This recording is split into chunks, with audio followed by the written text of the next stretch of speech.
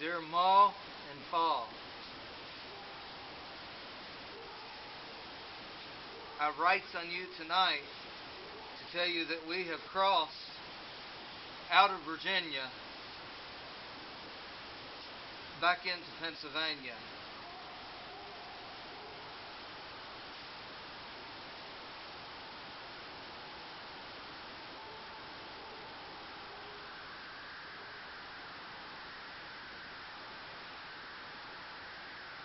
Fortnight ago, we had the bloodiest engagement that I have ever fought in. We formed first in the line of battle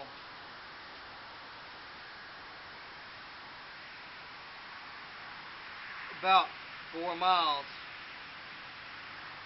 from the river.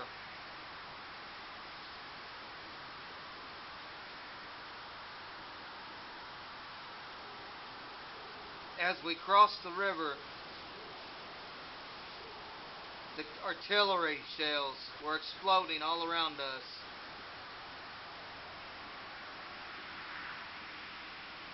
It seems that there were more bodies in the water floating. So many that we could use them as a bridge to cross this river.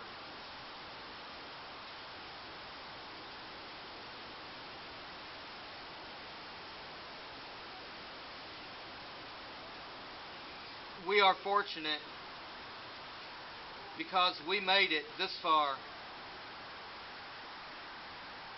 back across the lines. Alfred and I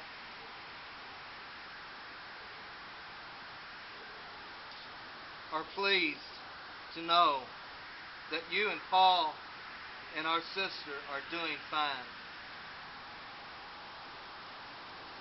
Though it is mid-January,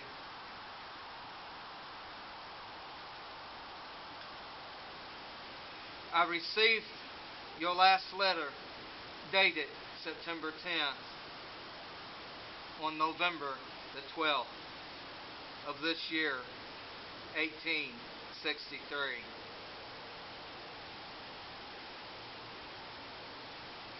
For I know that the mail is slow getting to you and yours. It is much slower getting to me.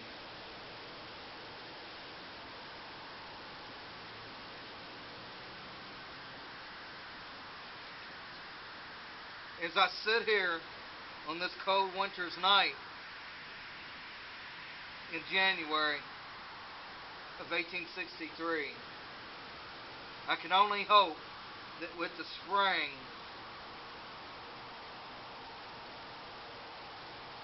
will come more food and clothing. For victuals is mighty scarce here in the camp.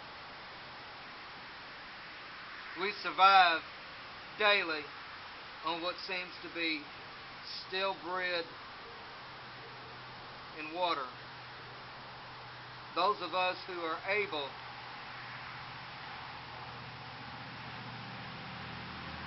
have been able to trade for some good Kentucky bourbon. Though I must say, it is not as good as what we had back home in Tennessee.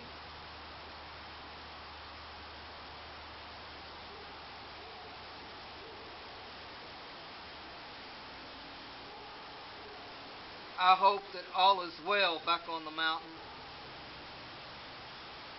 For come springtime, I know that Paul, we want to get the crop started as well as putting out the bull.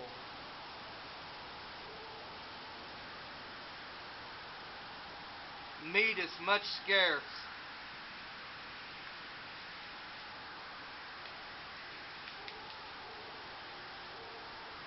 For it has been, it seems, 5 to 6 weeks since we had anything but salt pork and maybe some spoiled ham that was traded for one evening to a dying Union soldier as he lay on the field dying. We gave him a drink of water, and one captain gave him his whiskey flask with the last drop of whiskey in it.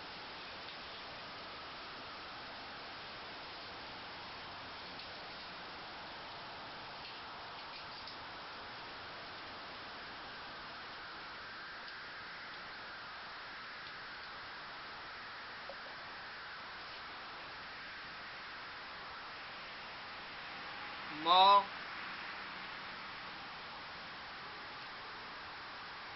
I dream of being home on the mountains in Tennessee. I dream of one day soon returning to hold you in my arms once again. I dream of hot ham and biscuits and warm coffee in the morning. Coffee that is not made of root bark and whatever we can find to keep us warm.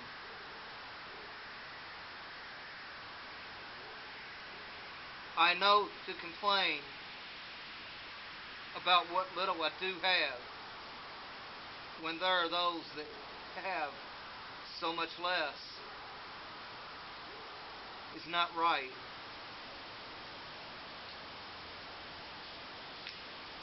But somehow I feel that having so little for so long, as they say, will make me strong.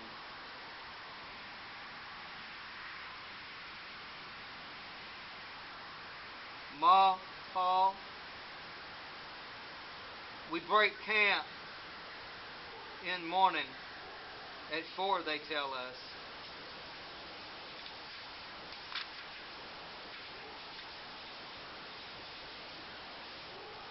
We are heading for a place that they call Fredericksburg. I sure hope that we find good supplies, for my shoes are worn all the way through to the bottoms of my feet.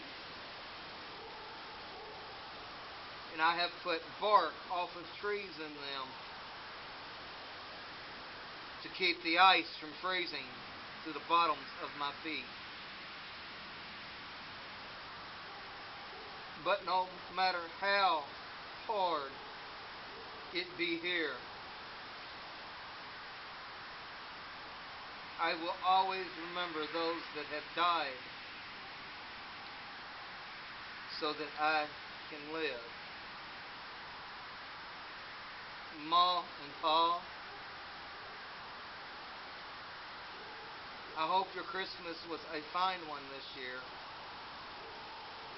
It has been 3 years now